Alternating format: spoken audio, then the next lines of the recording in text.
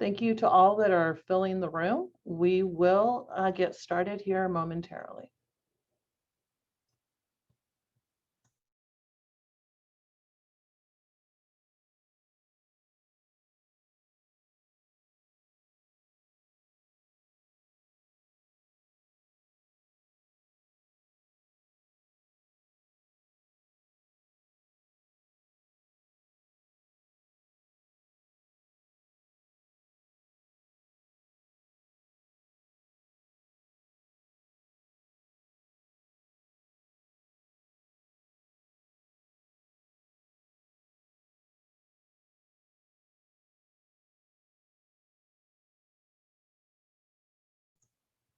Good afternoon. Welcome to the 2021 State of Grays Harbor. This is the annual event in which Greater Grays Harbor presents the research on the Economic Vitality Index of the county. In 2020, we took a short break from this report because, as we all know, the numbers were wonky and they were all over the place.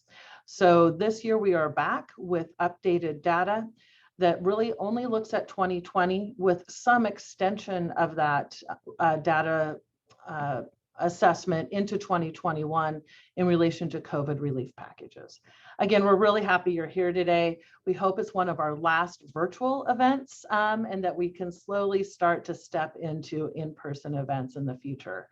I'm marking 11 months in the role, and I cannot wait to get out and actually meet people in person and spend some quality time with folks learning about their priorities for economic development in the community. So a few housekeeping items. We have disabled the chat, so we won't be responding to that because it's highly disruptive and we miss things during that time. But the Q&A is enabled, and so we ask that you drop your questions in the Q&A, and then staff is on the backside able to review them, and if they're answered live through the course of conversation, we move them over to the public view, or they're answered directly, and of course then we bring them over for the public to view. So don't be shy about asking those questions.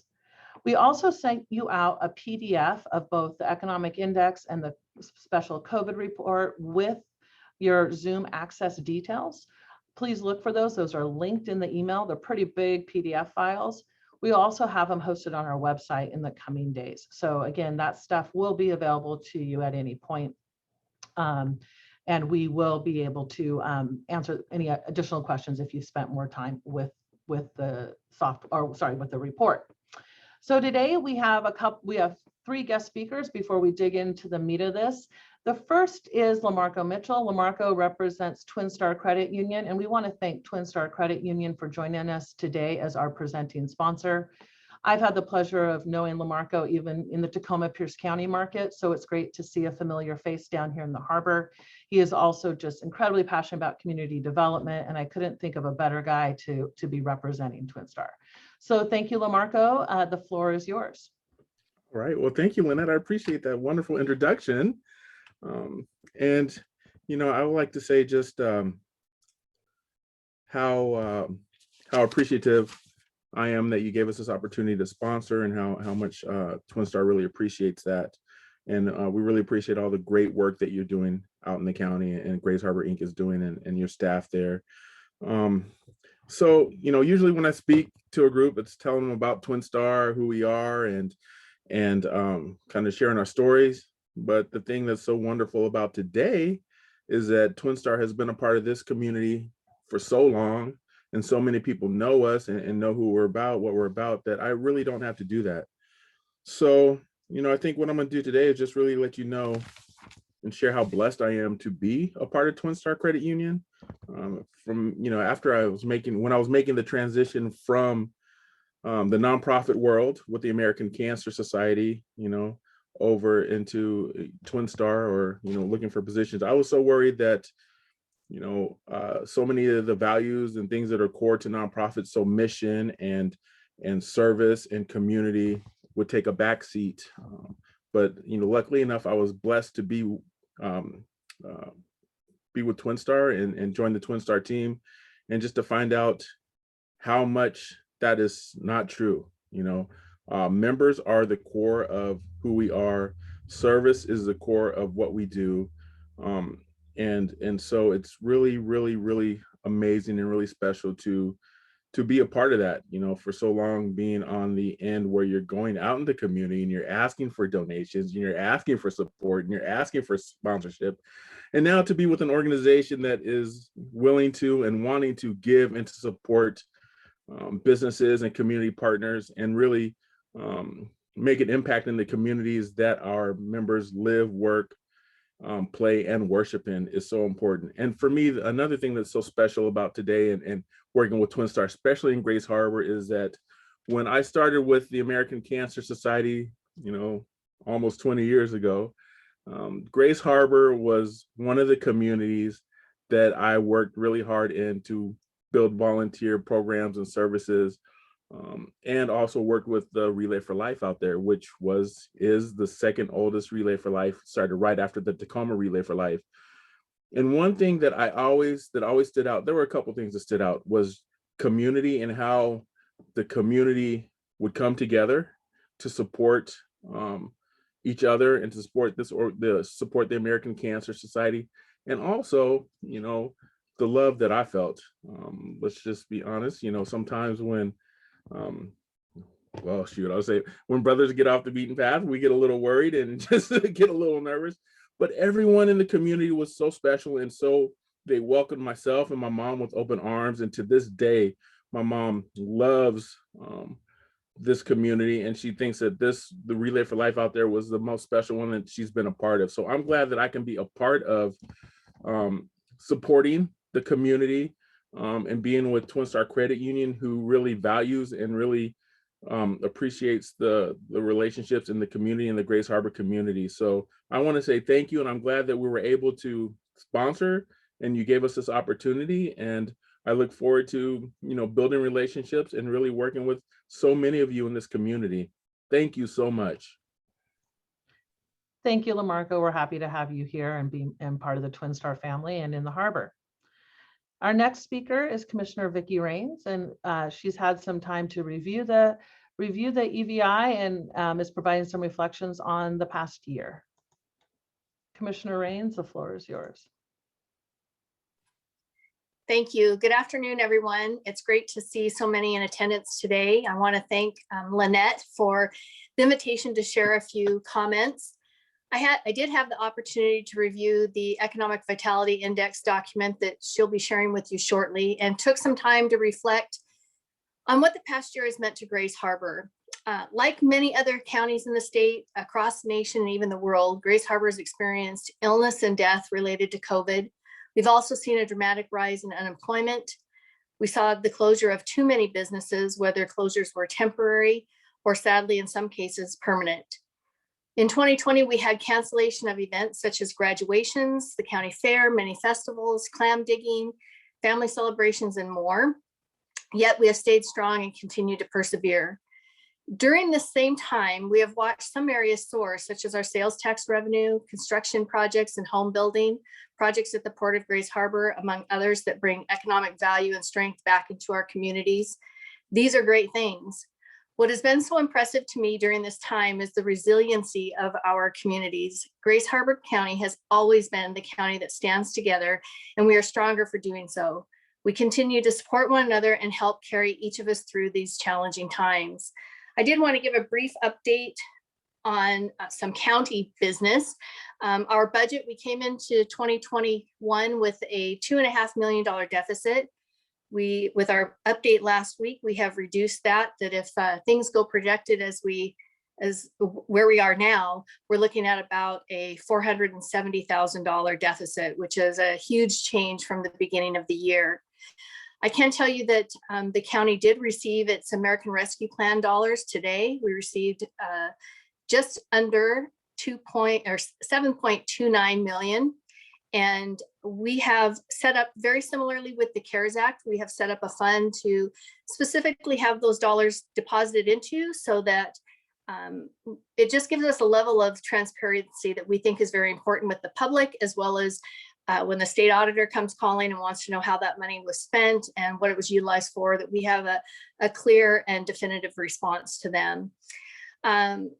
I will say we are going to have a county fair. We're pretty excited about that. It may look a little bit different. We are seeing not only a shortage in volunteers, but also judges, vendors, and exhibitors. So the footprint might be a little smaller, but we will have a county fair. So if you're looking for that scone or elephant ear, you'll be able to find it in August. As we look forward, I hope and pray for many things, many great things on the horizon for the successes and support of all businesses, existing and new, for continued strength as individuals that we can endure what's placed before us and come out stronger on the other side. Lastly, in looking at 2022, my hope is that we may come together, as Lynnette said, in person for this event. I've enjoyed it year after year, and it would be nice to be able to get back to meeting face to face. My thanks to each of you for playing such a vital role in our community. Together, we can continue to make a difference. Thank you. Thank you, Commissioner Rains. We appreciate you being here today. We know it's a very busy day for you, and the good news on the ARPA dollars coming in as well. So thank you for your time. Thank you. And it certainly would not be a Greater Grays Harbor event if Representative Kilmer wasn't here in some way, shape, or form to share a few words. And unfortunately, he is unable to be on the call, but he did reach out to us and sent us a video in advance. So if you would be patient with me as I share the video and transition into it.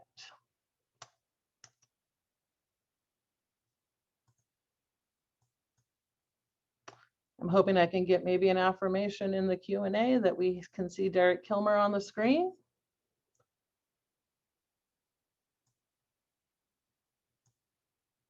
Hey folks, Derek Kilmer here. I am so sorry that I couldn't be with you in person today, so I'm doing the next best thing, sending you a long and boring video. In all seriousness, I want to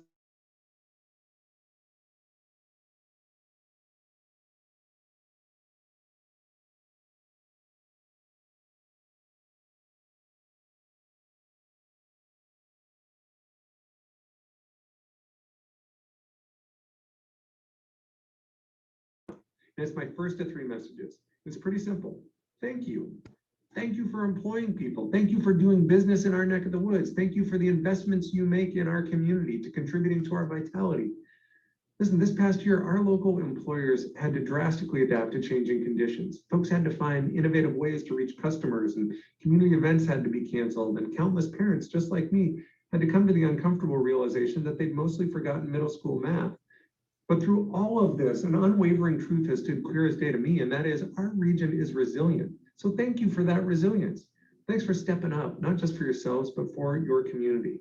We had local employers that went the extra mile to keep people employed, who pivoted to make personal protective equipment, who wrapped their arms around our local food banks and nonprofits.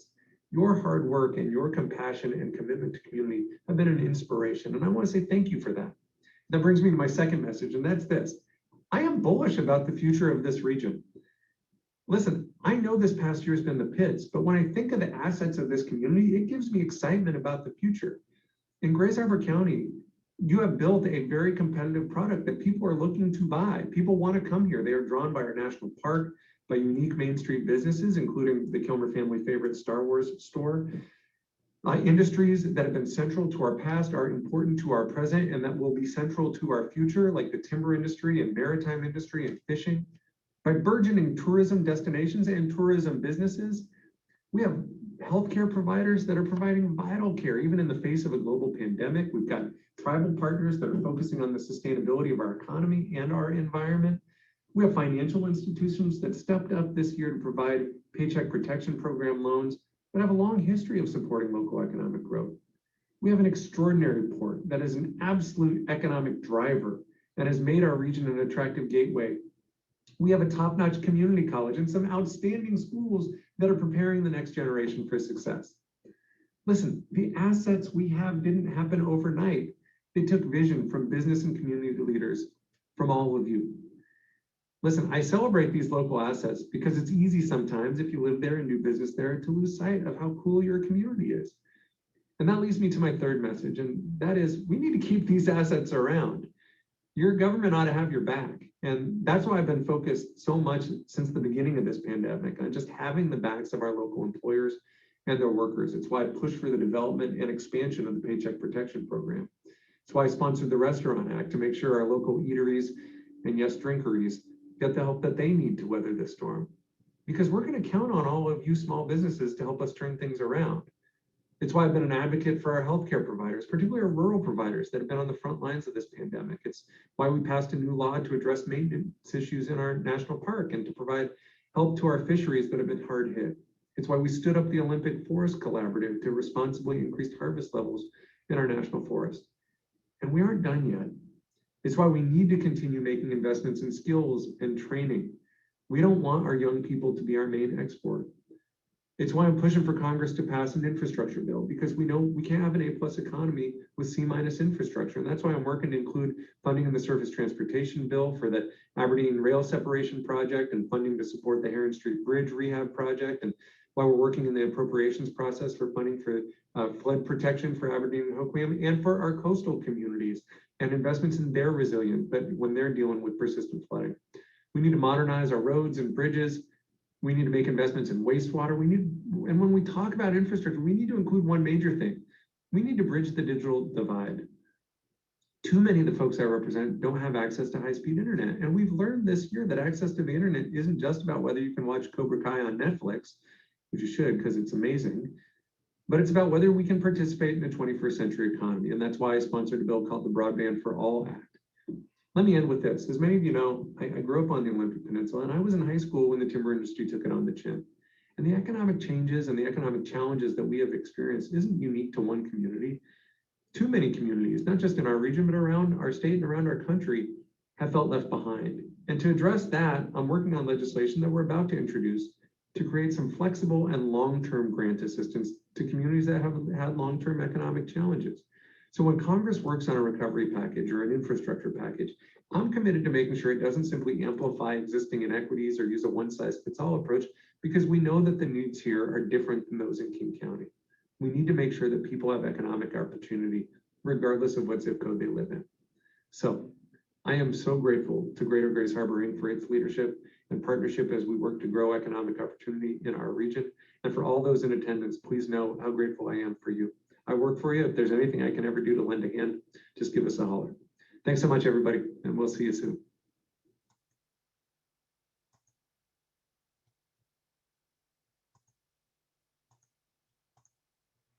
All right, hopefully everybody was able to see that video. I do apologize for the pause in audio there. I was trying to mute out the background noise from my office and I inadvertently muted you all out. So apologies there. It is a great video and we'll be able to share that with the community after the event as well. So thank you again, Representative Kilmer and his team who is in the audience always, for making sure that you're staying in touch with Grays Harbor and supporting us in all that we do.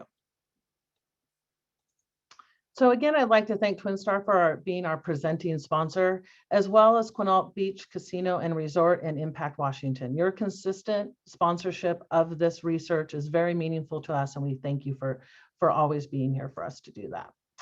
So I am going to make this a little bit engaging. I am going to ask for you to do a poll, and it will pop up on your screen here shortly.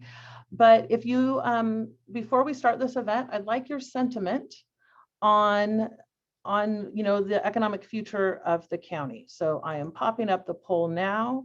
I am launching it. You should be able to see it. And it says, before starting this event, what is your sentiment about the county's economic health? And we have it running, I'll probably go about 15 more seconds, what sometimes feels like a lifetime.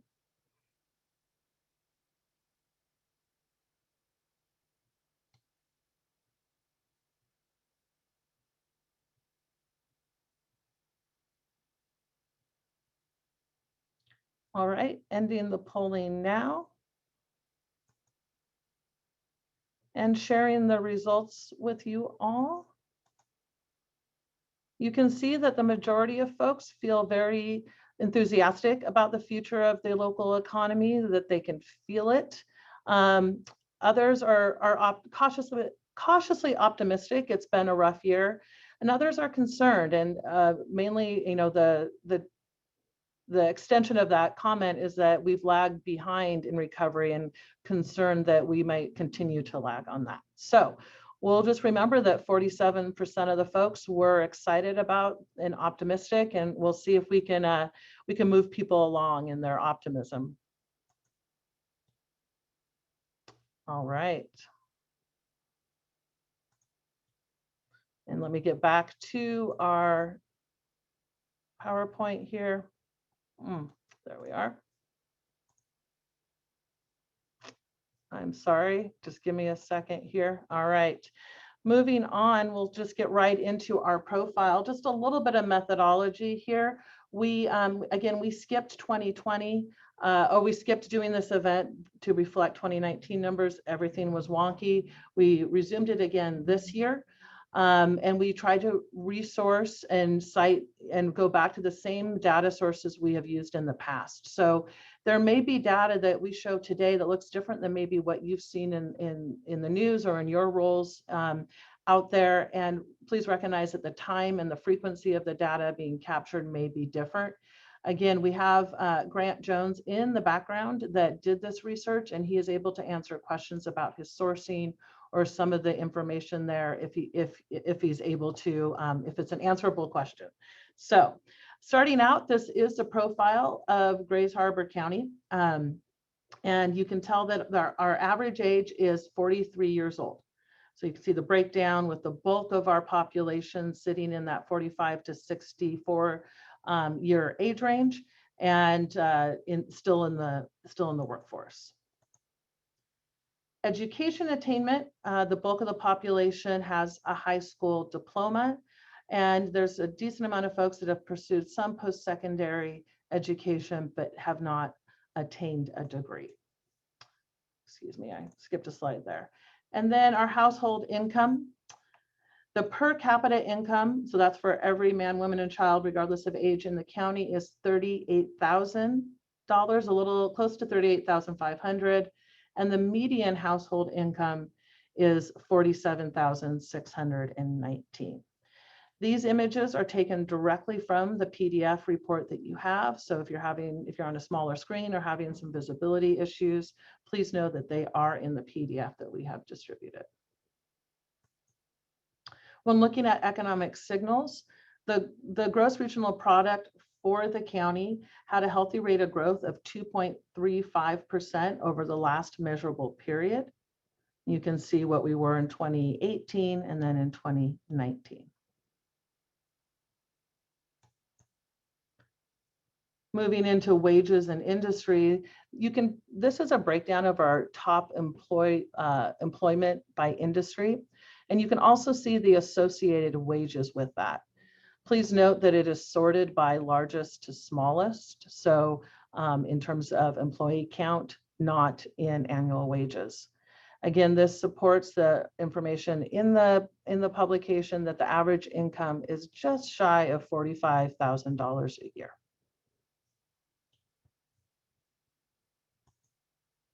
Now, breaking down our sectors, these are our top 6 employment sectors.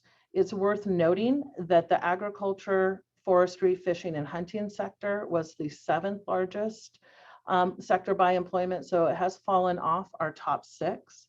You can also, if you look to the far right of the graph, you can see that construction has continued to grow year over year with a very negligible downturn in 2020.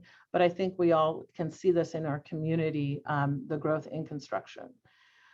Some sectors took some pretty hard hits this year. We saw and felt many of those losses in accommodations and food service, so hospitality and educational services. But many of these sectors you've seen a continued growth, with 2020 being the anomaly. Much of what we've talked about in this community has been our unemployment rate. The drop of jobs in the county, we had a 6.2% reduction, or 1,545 jobs lost. Nationally, the reduction in jobs was 5.9%. And again, we've talked about the sectors that were hit hard. Hospitality lost 349 jobs, educational services 223, and manufacturing with 185 jobs lost.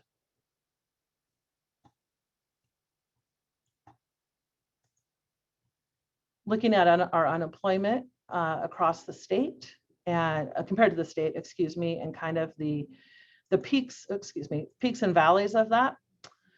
You can see our highest unemployment rate was back in April of 2020 at 21%. The state's was at 16.3. We have steadily improved since then. We had one uptick last month, and we've closed the gap with the state average. But again, the unemployment tends to trend in the low wage sector industries. May 2021's unemployment data came out just a little bit ago. I received a release, and our unemployment rate in the county is down to 7.6. Last month, we were at a rate of 8.6. So we are seeing some improvement. Starting in July, folks receiving unemployment benefits will be required to resume their required search. So we know that that may change behaviors and movement into the workforce. I'd be remiss if I didn't remind you that Greater Grays Harbor, Inc. does have a job board, and we would love it for our members. This is a free benefit to members to post their jobs as frequently as they need to. It populates our website and it populates our social media. We all see your sandwich boards outside, your signs in your windows, your social media posts that you need help. And we want to add to that portfolio of efforts you are using to recruit a workforce. So please do not hesitate to post a job on our site. It is a free benefit for members. Now you have to log in, and if you don't know how to log in, we have staff on the backside. If you just say your name, your business, your email, maybe your phone number, staff is on the backside to capture that information and reach out to you and teach you how to post on our job board.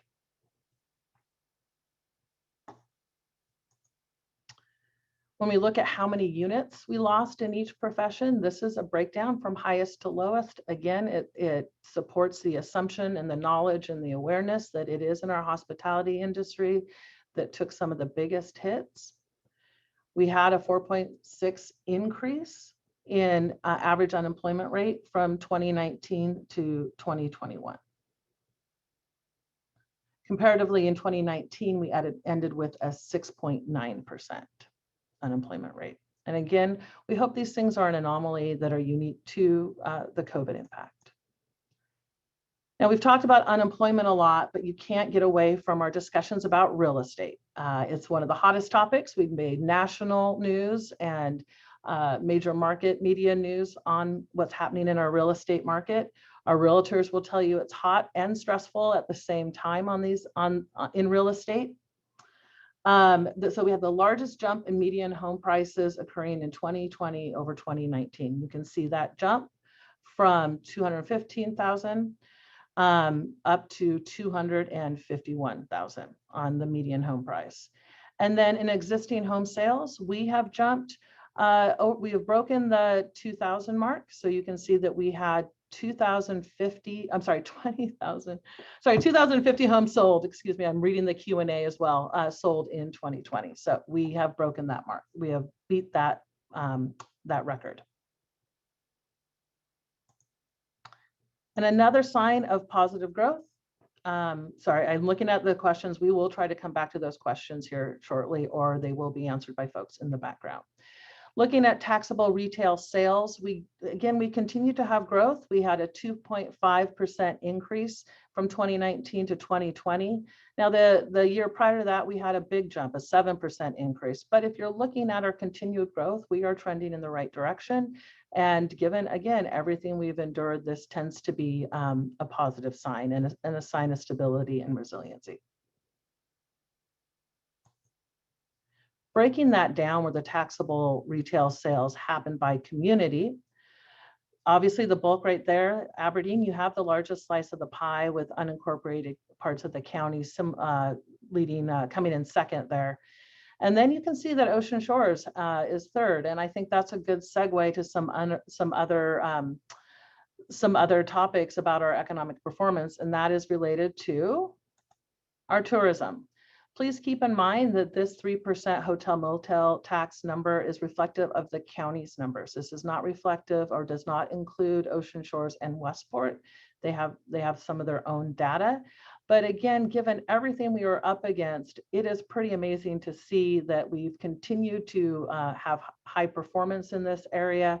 2019 coming in at 2.21 million, but just a short little downturn in 2020 and at 2.17.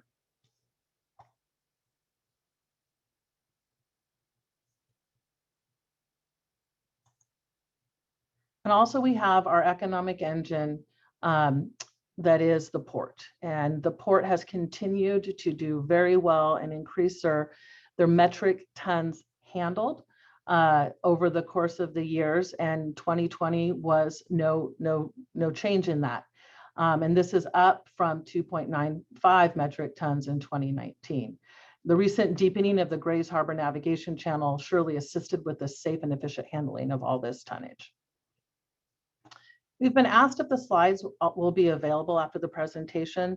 They are in the PDF you have received, but if you would like these in a slide deck, I can also get those to you. Please email me directly.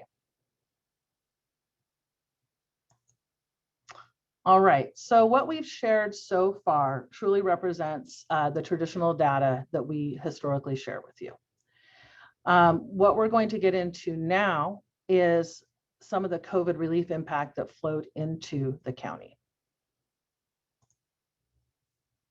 All right. So what you're looking at is a pie that breaks down two different programs from the Small Business Administration, or the SBA.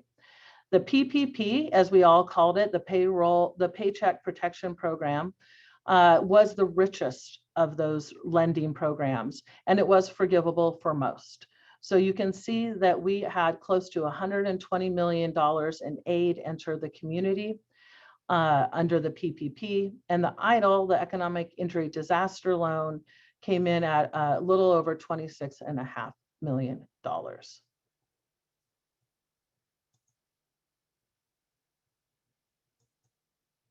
Breaking down the PPP and the EIDL across cities, it's no surprise that our largest city had the largest amount of PPP aid put into the community, and similarly with EIDL. And then we've extracted it across all the smaller cities. Please note on the right-hand side of your screen, that is a collection of smaller communities, but there was distribution of those funds into the smaller communities. And if you look at the bottom of your screen, you can understand what other constitute. We're pretty anxious to see how the data that will come out in the future that should tell us how many jobs were saved by these programs. Additionally, there was money coming out of the state and local government for business relief, and these were grants, these were not loans. There was Working Washington 1, 2, 3, and 4. Greater Grays Harbor, Inc. administrated Working Washington 1 and 2. So we were a big part of getting that early aid into the community. As the pandemic wore on, the state, through the Department of Commerce, administrated Working Washington rounds 3 and 4. Those pots of money grew each time, and the service and delivery of the application process and the grant approval process improved over time as well. I frequently say that we were building a plane in the air, and as we were going along, and the process got a lot better. So you can see this very high volume of Working Washington small business grants, not loans, pushed into the community through Working Washington. Similarly, the county administrated a CARES grant of over $2.2 million.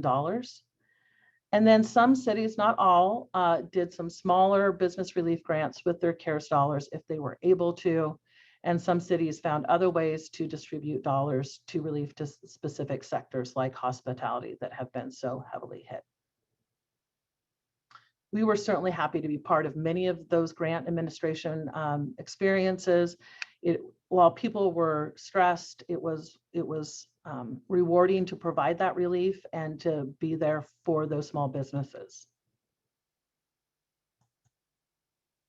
Now, I've also shared with you all in a couple of my CEO messages that I really like using the tool trackingtherecovery.org. This website has all sorts of data that you can spend way too much time on, but I wanted to share a few charts from this presentation. from this resource, excuse me. So we get asked all the time, how many businesses have closed? And the answer is we don't know. We individually may know of folks that have posted on Facebook that they are closing, that they have retired, they have sold the business or something like that. But given the uncertainty that businesses have had to go through, some of them are just pushing pause and trying to reassess what happens next. So coming out and saying a business is permanently closed would probably be hard to measure, and it also could do really irreparable harm to the business if we were to, if the assumptions about closure were made in the public. So we're waiting for that data. And as we get closer to full opening, economic opening, we hope to get more clarity on this data.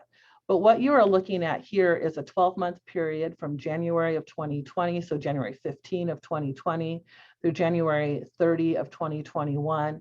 And this is the percent change of number of small businesses open. And this truly means open for business, not just open in general, like we aren't less 32.1 businesses in the county. So again, this is just who was open for business. So that was a 12-month period during some of the highest stress. And then you look at revenue over the same period of time, and spending is only down about 13% at all small businesses. That's a 12-month period. I will say that the previous slide and this slide, the data for our county up to date has not been released, and that's why we are looking at this time period. But if what you really need to pay attention to is consumer spending. Now this graph shows from January 15th of 2020 all the way up through May 16th, I believe, of 2021. And you can see that consumer spending is up 12.8% from pre-pandemic levels. I just went in today and looked at the most recent numbers, and consumer spending is up 16%. But if I were to compare it to the same time window of these previous charts of these 12 months that I referenced earlier, so that falls right about in here. Oh, excuse me, I can't click too quickly here. Falls right about here.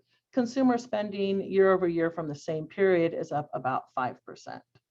So you can make some assumptions about that. I think the first assumption to be made is that folks are spending money, but they may be online. So it may prove the advice of finding a way to have a digital presence if you can, and finding your customers where they are. We recognize through the grant approval process that many folks had a challenge with websites and digital tools, and we know that is a high need technical assistance we can provide to the county or connect folks with those resources. I appreciate folks in the back that are answering questions. And looks like people can see those in the public as well. So in summary, looking at all of this, the average annual wages are going up. I mean, this is a very positive sign. Median home prices are going up, taxable sales are going up. Our hotel and motel tax went down, but we've been trending upward for years. So going down just a scooch isn't too consequential right now. Our unemployment rate going up is the challenge, and I think many folks recognize that, and it's a point of conversation.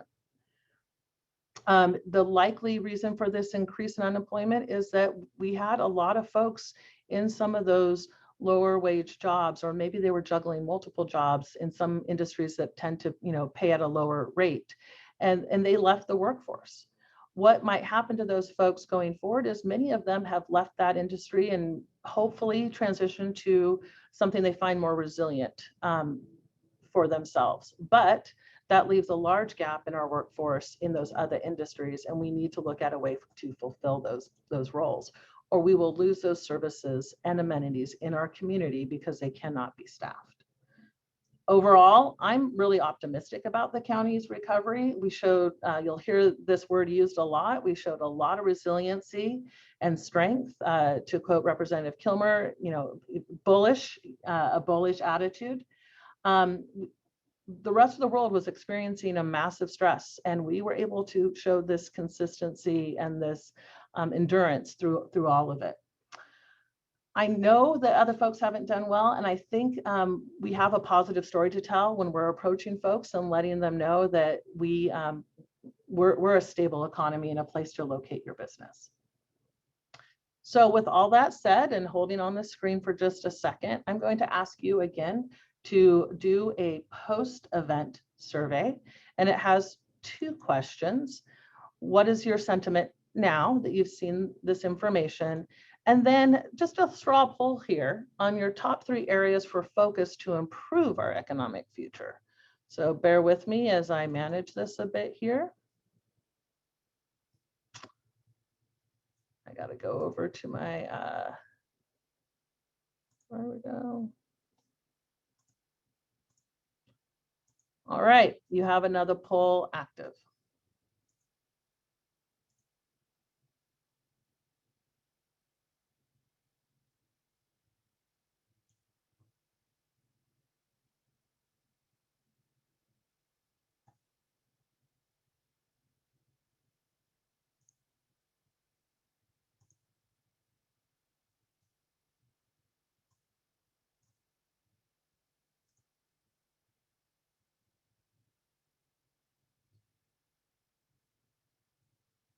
I'm going to give you about 15 more seconds because I know you have to scan and make some choices.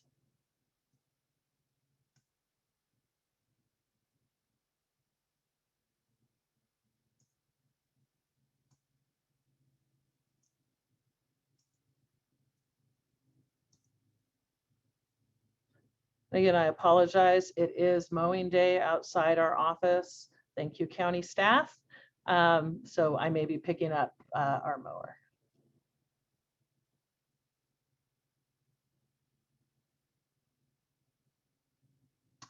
All right. Looks like most folks are done. Oh, I'm getting messages that people can't hear the mower, so that's good news. All right, I'm ending the polling.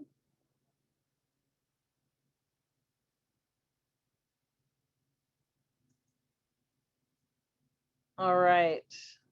So we do have increased sorry, let me rephrase that. The enthusiasm has maybe dropped just a little bit. We don't know if we've had the same number of people polling. I think we might have had a couple more in the first poll, a couple more voters, but there still is enthusiasm. They're cautiously optimistic, and I think we've pulled a couple people out of concern. I'll have to look at that previous data. When we're looking at priorities, I'm going to expand the share here. Housing availability. Now you should be able to hear the mower. If you can't hear the mower, good for you. But housing availability is the hot one, 64%. As someone that has had a challenge finding housing in the community, I will concur with that. Higher wage jobs coming in there, housing affordability, the regulatory environment around manufacturing and industrial. Those seem to be some of the highest ones.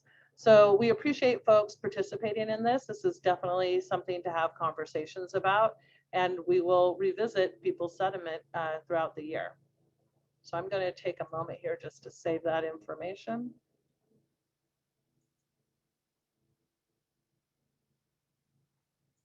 All right.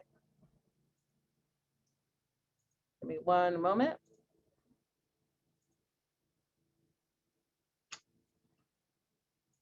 Excuse me here while I have a little bit of a challenge.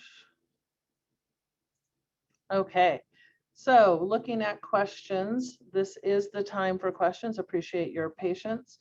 So a couple things came in. We'll talk about the ones that have answered, and it was really about our unemployment rate, why we tend to lag behind. And Grant provided a great response there. As urban environments, we do tend to lag for other, economic indicators like unemployment. It might be education attainment. You saw some low rates there of educational attainment, and that might be correlated to workforce readiness. And then the availability of opportunities and being competitive in some industries. Councilmember Ellis did ask about the slides. And again, if you reach out to me directly, we can work on the slide, getting you the slide deck. It is a pretty big file, so we'll find a creative way to get folks that. Over in the Q&A, Bob Barine, is the loss of lower wage jobs an explanation for the increase in average annual wages, or is that factor isolated? I can see that Grant is providing a response on that, but it's a really excellent question, Bob. We appreciate that. You know, have we moved people from one sector, one income bracket to another? So I'll let Grant work on his answer on that really quick as he was doing some of the research. But do we have other questions from folks about this data? Oh, we move that over to answered. This is like a little game on the backside here, I have to say. And what Grant was able to share, it's not, you know, good question as well. It's not isolated and maybe contributing to the increase. So there is some correlation to that. All right, we're getting close to the end and a couple announcements. So are there any more questions?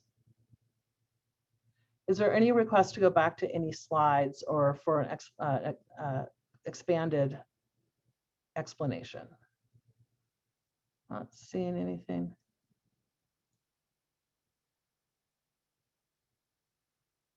Are there any indicators of increased investment from outside the county and bringing in new large businesses? In our role at GGHI, we do receive what I call inbound inquiries through the Department of Commerce. We receive a consistent amount of inbound inquiries. There was, at the end of 2020, it seemed like there was quite a bit of activity, but it's been pretty quiet over the past couple months. But what we do what we do with that information is assess the inquiry, because it might be a very broad inquiry across the state, or for maybe communities with certain profiles. We assess the inbound inquiry, and then we go out into our major economic stakeholders, be it property owners, public utilities, and things like that, and determine if this is a good fit for our community, if it would work. And then we work back and forth with Commerce on the answering of questions to see if we need to respond to that request.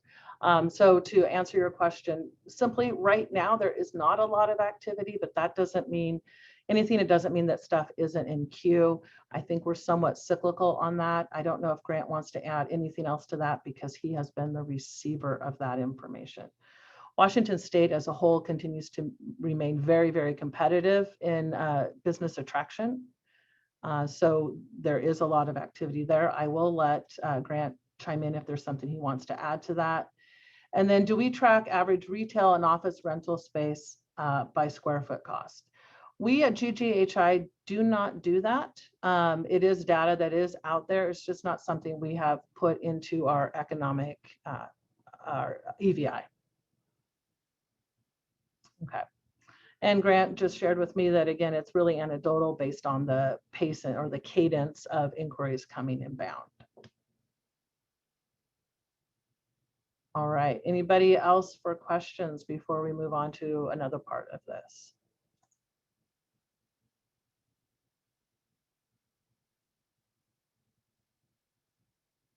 Okay, do we have information about what percentage of new home purchases in Grays Harbor are from out-of-state buyers? I think our real estate partners would be able to answer that best, and maybe that's something we also have future discussions about. Anecdotally, I've spoken to at least one realtor in the Ocean Shores area, and you know, they're coming from all over. Hard data on that, where they're coming from, I do not have, but we definitely have real estate partners that might be able to expand upon that in future Greater Grays Harbor events.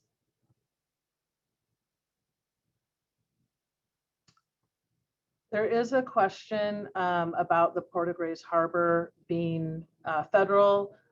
So spending is pretty heavy in the Puget Sound. Is the Port of Aberdeen in a position to qualify for that? I will defer to my Port of Grays Harbor partners, and I don't feel like, well, we aren't set up in a place for them to comment live on this. So Johnny, I will take your question and pull it over to our chat and see if we can share that with the port and ask them if they want to engage with that. Yep, the North Shore Levee project will absolutely play a large part in our economic recovery. It was a comment put in there. It is transformational, if not tectonic, in the change in our community. If this project can get funded and built, it will dramatically change the housing environment, the housing inventory environment, and just really make us a lot more competitive. Another question, is there an effort to track new employment trends, wages, work from home? That's a really great question. We are trying to identify what is going on with the remote workforce. That data is still nebulous, and there are different folks clamoring to give us answers on that. So stay tuned on that. And then on wages, I'm going to infer from your question, you're questioning if there was an increase in annual wages, and we've had an uptick on that, and every year we will be reporting on that as the data becomes complete.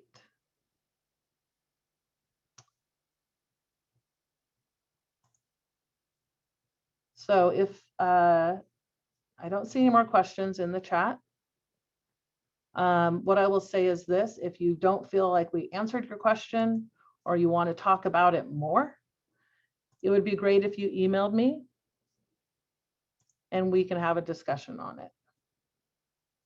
And I think we've gotten through the questions. So just in closing, we've talked about Grant a lot today, and we want to thank him for doing this research.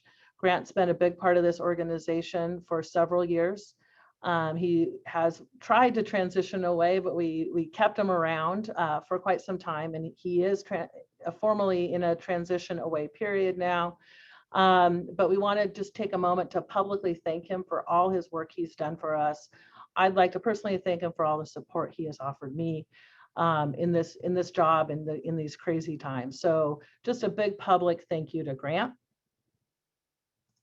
And we want to welcome David Farrow. David Farrow had his first day at the office yesterday. He's sitting in the audience gathering this information, much like many of you. So David is new to the community, and we're really excited to have him on board. Many of you have received emails from myself indicating that David and I are going to go on a listening tour this summer to get to know folks. For me, in a way, it's starting over again because I didn't get that time out in the community a year ago. And of course, we always like to thank our Leader Circle sponsors. These are the folks that have invested at a high level in our organization due to their belief in our mission and what we do. The Quinault Indian Nation, Grays Harbor PUD, and Seabrook, thank you so much. Additionally, Great Northwest Federal Credit Union, QBRC, Overstock, the newly rebranded Harbor Regional Health, the Bank of the Pacific, Twin Star Credit Union, today's presenting sponsor, and Anchor Bank, thank you. And of course, our silver sponsors, Port of Grays Harbor, Satsat Business Park, AGP, Pasha, Timberland Bank, Oyhut Bay, excuse me for advancing, Jodesha, Alpha Media, and Summit Pacific. So that is the end of today's presentation. I am leaving the Q&A open just for a second here to see if anybody else has any questions for me.